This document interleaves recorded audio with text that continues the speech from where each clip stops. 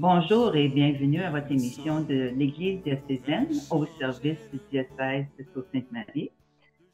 Et la semaine dernière, ici Yolande Clément, et la semaine dernière, on a jasé avec Monseigneur au niveau du 60e anniversaire de Vatican II.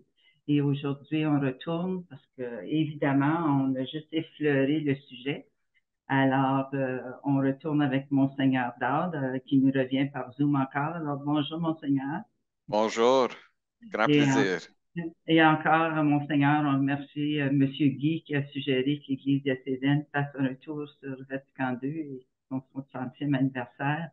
Alors, dans la première édition, on a surtout adressé le pourquoi de Vatican II, les résultats évidents et moins évidents. Puis aujourd'hui, bien, on va parler des 16 documents. Donc, je sais que vous en avez une copie, semble-t-il, jaunie. Oui, Alors, on va commencer, Monseigneur. Je vous invite à la maison de réciter la prière avec Monseigneur et moi-même. Cette prière finissait l'homélie du Pape François lors de la messe de célébration en octobre dernier pour le 60e anniversaire de Vatican II. Alors, Monseigneur. nous te remercions, Seigneur, pour le don du Concile. Toi qui nous aimes, délivre-nous de la présomption d'autosuffisance et de l'esprit de critique mondaine. Délivre-nous de l'auto-exclusion de l'unité. Toi qui prends soin de nous avec tendresse, fais-nous sortir des enclos de l'auto-référentialité. Toi qui veux que nous soyons un troupeau uni, délivre-nous de l'artifice diabolique des polarisations, des ismes. Et nous, ton Église, avec Pierre et comme Pierre, nous te disons, Seigneur, tu sais tout, tu sais bien que nous t'aimons. Amen. Mm. Amen. Mm. Alors, Pape François, lors de son homélie, Monseigneur a souligné qu'il veut qu'on redécouvre le Concile du point de vue de l'amour de Dieu et de la mission de salut de l'Église. Alors, comment est-ce que l'Église moderne, comment peut-elle témoigner de cet amour en surmontant les conflits, les controverses de notre temps? Et le concile, dans son dernier document, habituellement, les documents d'un concile, c'est beaucoup dirigé à la vie interne de l'Église. Alors, par exemple, faire des changements dans la messe ou comment fonctionne une communauté de sœurs ou les rôles des évêques, etc. C'est beaucoup de la vie interne de l'Église. Mais dans son dernier document, le Concile a mis un focus sur le monde. Alors, c'est pourquoi le document est appelé une constitution pastorale sur l'Église dans le monde moderne. N'oublions pas que ça, c'est 1965. Alors, il y a beaucoup de discussions sur, par exemple, la vie de la famille. Il y a beaucoup de discussions sur euh, les relations internationales, la guerre. On avait vécu la Deuxième Guerre mondiale avec des bombardements atomiques, Hiroshima, Nagasaki. Et ça, c'est après la crise de 1963, en anglais, the Cuban Missile Crisis, alors où il y avait la montée en grand danger, toute la lutte entre l'Union soviétique et l'OTAN. Et donc, on voyait que c'était une crise de toute la civilisation moderne, que le monde devenait tellement petit qu'il y avait maintenant la possibilité de tout détruire. Et le Concile voulait parler aux gens à ce sujet, pour parler des relations économiques, de parler, c'est quoi la vie politique quand on a une vie politique saine dans une société, dans un pays. Donc, je encourage les gens de lire ce document sur la place de l'Église et le rôle de comment renouveler toute la société moderne après tous ces mouvements, tous ces changements. Alors, ça, c'est sur le plan global. Une autre chose que l'Église a déclarée, il y a un document sur ce qu'on appelle l'apostolat des laïcs. Beaucoup de gens, et même aujourd'hui, on entend ça souvent, beaucoup de gens pensent que l'Église, le mot Église veut dire ceux qui portent un col romain, ou ça veut dire les professionnels de l'Église, les sœurs, les frères, les prêtres, les évêques. On voit ça quand les gens me demandent, mais pourquoi est-ce que l'Église fait telle chose? Je regrette, c'est pas l'Église qui le fait, c'est peut-être des gens dans l'Église. Mais l'Église, dans son ensemble, ça inclut tous les laïcs, tous les baptisés. Nous sommes ensemble l'Église. Et Vatican II a pris le modèle d'une hiérarchie pyramidale où le pape est à la tête, les évêques, les prêtres et tout ça, puis il l'a inversé. Donc, l'idée, c'est le pape et le niveau en bas qui est là pour soutenir le travail des évêques.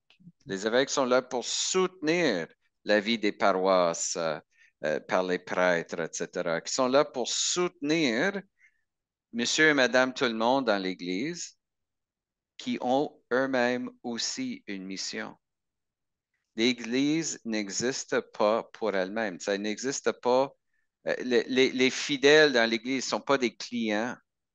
Nous sommes tous des agents ensemble pour la transformation de notre monde.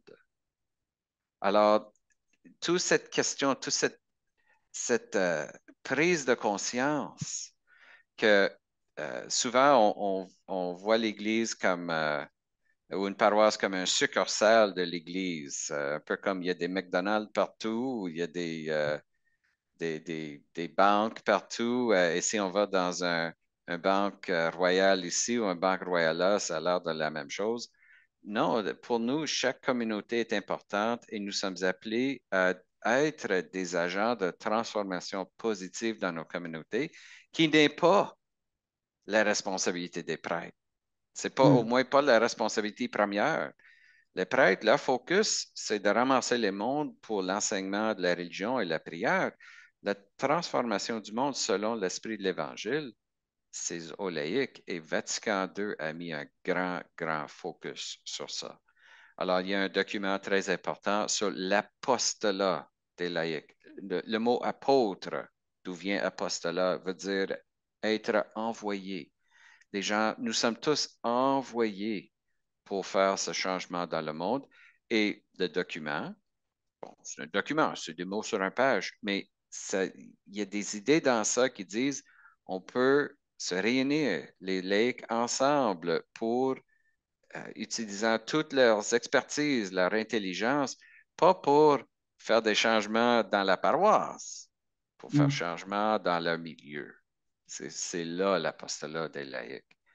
Euh, avec les prêtres aussi dans les paroisses. Mais Vatican II, parfois, on se dit, bon, après Vatican II, on a des laïcs qui lisent les lectures à la messe, il y a beaucoup de gens qui sont servants de messe, des ministres de communion, etc. Mais ça, c'est juste les aspects rituels. C'est 5 de l'apostolat. L'autre 95 c'est quand on ouvre un banc alimentaire. C'est Mm. quand on fait des œuvres de charité, on se met ensemble pour organiser ça. Et là, ça peut changer le monde. Et le pape Jean-Paul II comprenait ça beaucoup parce que lui vivait dans une situation où l'Église officielle était persécutée par les communistes. C'est l'Église des laïcs en communion avec les prêtres, les évêques, etc., qui ont transformé le Pologne et qui ont fait qu'il n'y a plus de grands mouvements communistes dans l'Est de l'Europe. C'est le premier mouvement. C'était quoi son nom à Pologne? Solidarité. D'où vient cette idée? Mm. Vatican II. Oh, intéressant. Puis, ça me fait On ne fait penser, pas là. toujours ces liens, on fait pas toujours ces liens, mais Non, non. l'idée qu'une réunion d'évêques transforme toute la société globale, on ne pense pas immédiatement à ça, mais c'est exactement ça qui est arrivé. Ouais, c'est incroyable quand vous mettez ça en perspective, en perspective comme ça. Mhm. Lors d'une réunion, m'avait frappé, c'est que vous nous aviez dit, là, commencé à parler des documents, alors on va continuer sur cette même veine. Euh, Vous disiez que lors d'une réunion que le décret inter-mérifica était même prophétique. Oui. Si vous pouvez nous parler de ça, j'ai trouvé ça fort intéressant. Mais Inter Mirifica, c'est le premier document de Vatican II. On pense souvent que le premier document touchait la question de la liturgie, la messe, comment prier la messe. C'est pas ça. Le premier document, c'était ce qu'on appelle les moyens de communication sociale. Mais un autre mot pour moyen, si on traduit le latin, c'est le médium. Mm. Le pluriel, média. Donc, les médias sociaux. Mm. La première fois qu'on voit cette expression dans la vie moderne, c'est en latin, dans un document de Vatican II. Aujourd'hui, l'expression est beaucoup utilisée, puis on peut trouver des articles qui disent oh, les médias sociaux, c'était inventé dans les années 90. Non, non, non, non, non. Ça a été déjà mentionné 30 ans avant dans Vatican II. Imagine. Parce que, encore, Vatican II avait réfléchi sur l'expérience du monde où Hitler avait son député Goebbels qui contrôlait la population par la désinformation. Toutes les sociétés fascistes, les communistes aussi. L'ironie, c'est que les communistes, il y avait un journal en Russie qui s'appelait Pravda, qui voulait dire vérité, mais c'était plein de mensonges et des mensonges officiels du gouvernement. Alors, l'idée de cette liberté d'enquête, d'échange d'informations et l'importance surtout de dire la vérité quand on utilise des moyens de communication sociale, les médias. L'importance de dire la vérité, que c'est la responsabilité première du journaliste ou celui qui utilise les moyens. Imagine, imagine que ça prend un concile écuménique pour dire ça. Et est-ce qu'on dit aujourd'hui que tout ce qu'on lit dans les médias, c'est la vérité? Absolument pas. Est-ce qu'on a des problèmes de désinformation systématique? Absolument, on voit ça partout. Et la prophétie de Vatican II, c'était de dire, ça s'en vient et il faut comprendre comment bien utiliser ça. Alors, imagine, L'Internet, on pense pas que ça existait déjà dans l'esprit. Et je peux vous garantir qu'il n'y avait pas un seul évêque à l'époque qui comprenait c'était quoi les médias sociaux. ben, l'Internet n'existait même pas. Exact. Alors, c'était la radio, c'était le début de la télévision, ils ne comprenaient pas. Le journal, ils ne comprenaient pas. Ils ne connaissaient pas ça. Mais il y a quelqu'un qui connaissait ça, c'est l'Esprit Saint. C'est pourquoi je dis, ce sont des documents prophétiques dans le sens strict, pas dans le sens large. L'Esprit Saint était vraiment derrière ces documents. Derrière les mots, toute l'intelligence, même si c'est traduit par l'intelligence des êtres humains, l'inspiration vient d'ailleurs. Et peut-être les gens, à l'écoute, Monseigneur, se disent, ça m'intéresse de lire ces documents-là. Est-ce que ce sont des documents, évidemment, je ne les ai pas lus, est-ce que ce sont des documents volumineux? Est-ce qu'ils sont difficiles à lire? Parler de l'écriture même ou au niveau de la rédaction. Dans notre dernière émission, j'ai mentionné que j'avais 16 ans, autour de 16 ans, quand ma mère m'a encouragé de lire les documents moi-même. Bon, je suis quand même quelqu'un capable, mais à 16 ans, je n'avais pas la maturité ou l'expérience pour tout comprendre. Mais euh, si j'étais capable à l'âge de 16 ans, je suis convaincu que c'est possible pour n'importe qui de lire attentivement et d'en profiter. Euh, c'est pas comme un roman où on commence par le début puis on termine à la fin. On peut prendre ça par étapes et c'est bon de lire ça avec un esprit prêt à apprendre, mais peut-être un esprit un peu analytique. Mais je suis convaincu que la chose qui m'avait intéressé, parce que un petit gars de 16 ans, on commence à lire, puis on peut être tanné assez vite.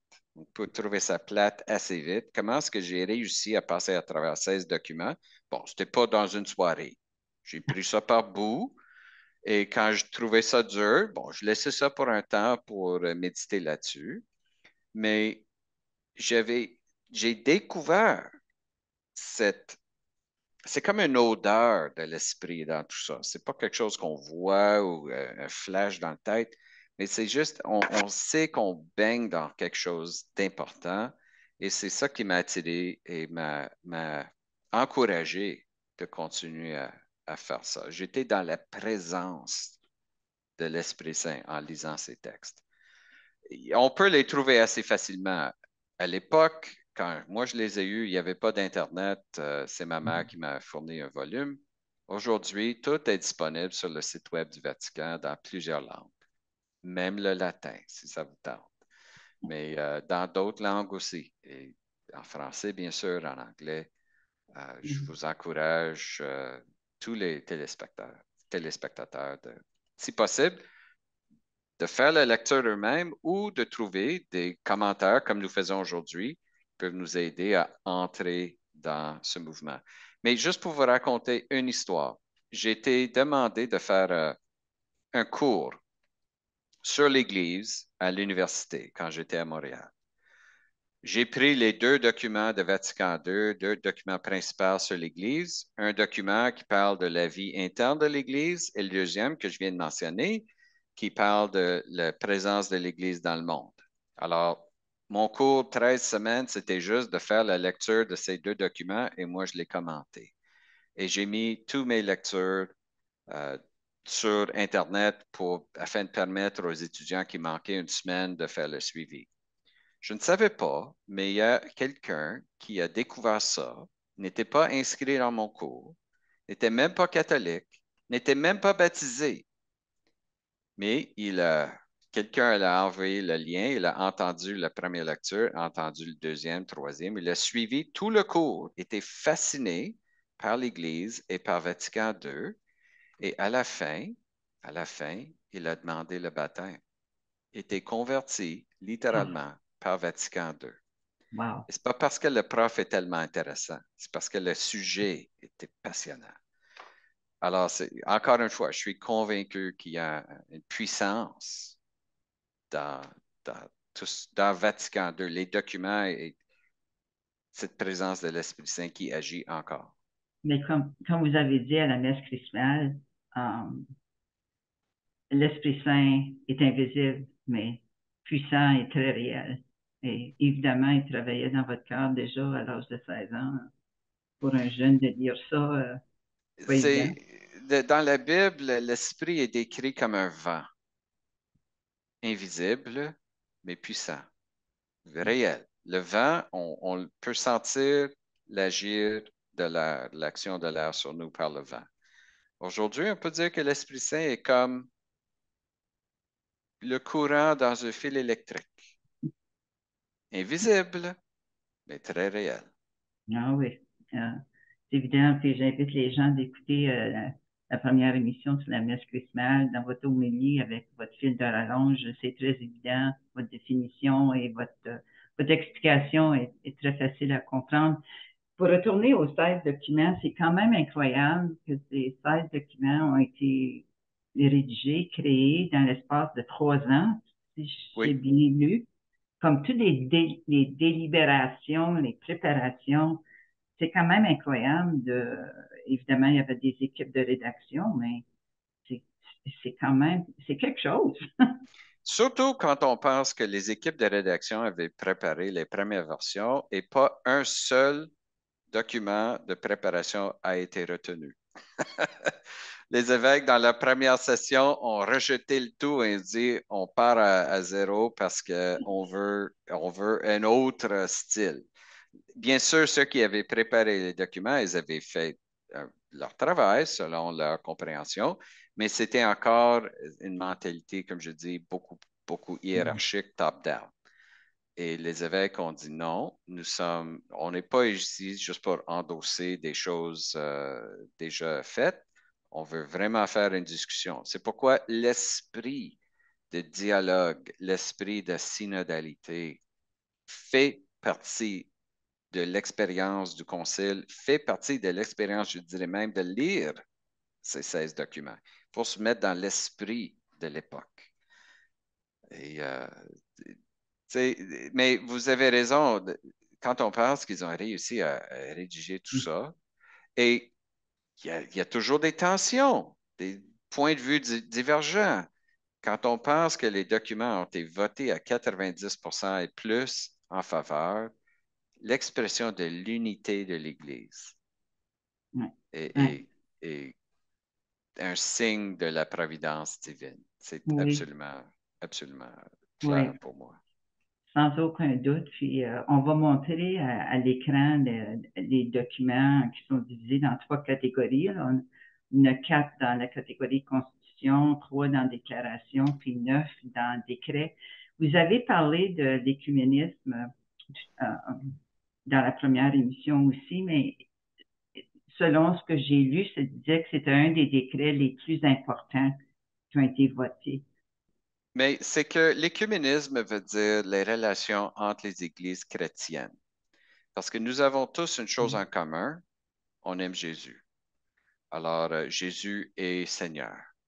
Euh, alors, bien sûr, c'est un point qui fait, il y a plus grande unité déjà entre les églises chrétiennes qu'avec les autres religions non chrétiennes. Alors, il y a un deuxième document pour eux, les Juifs, les musulmans, les hindous, etc. Mais pour les chrétiens, le plus grand scandale, c'est quand les chrétiens se chicanent. Il y a des conflits entre chrétiens parce que les gens qui ne sont pas chrétiens regardent ça puis ils se disent, mais vous êtes tous supposés de aimez-vous les uns les autres, puis on ne voit pas ça. Alors, comment est-ce qu'on peut truster tout ce que vous avez à dire?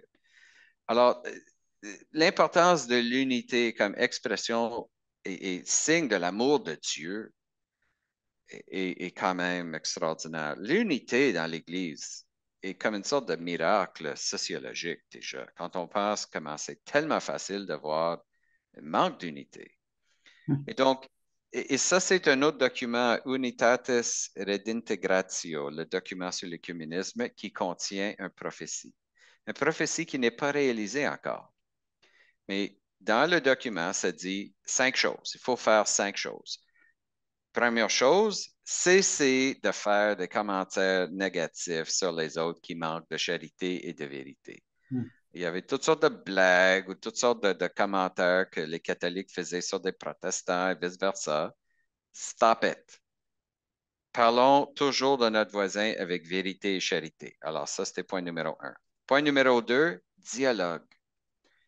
Apprendre à comprendre la manière de voir les choses de l'autre.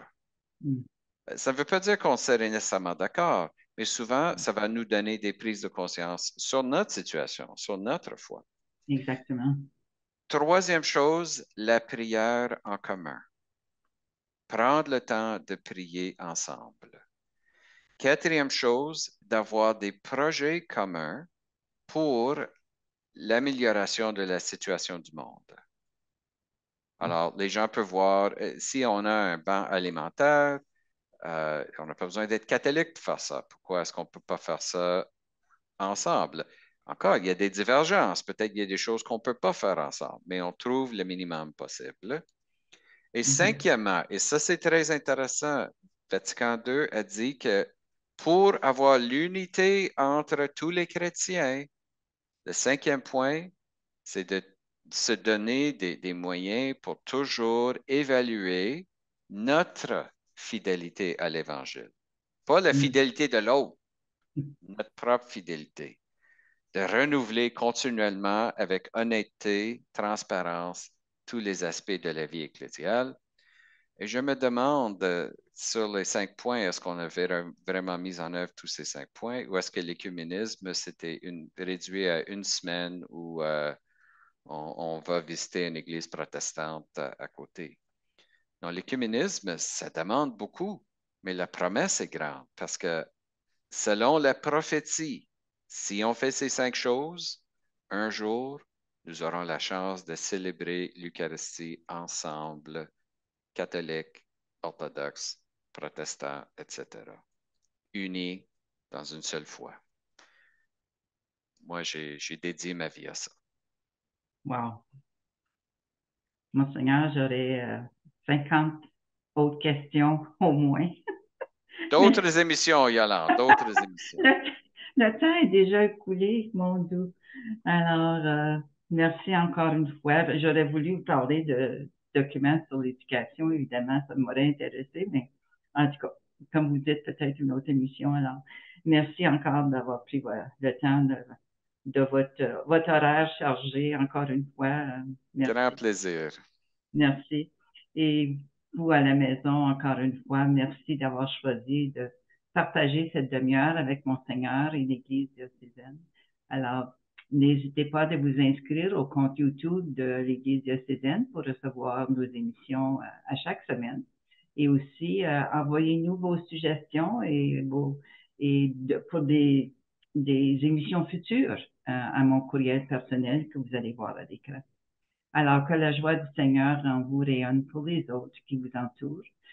Ici Yolande Clément pour l'Église diocésaine au service du diocèse de Sault-Sainte-Marie. À la prochaine. Mais pour cela, ne faut-il pas tant de fois apprendre encore à être vrai, apprendre à se connaître, être avant de paraître, s'aimer soi-même comme on est, garder les pieds sur terre et fuir l'imaginaire des top modèles bien trop parfaits. Tous ensemble, il me semble, on pourrait changer le monde de jour en jour, de cœur en cœur, par des gestes d'amour. Tous ensemble, il me semble.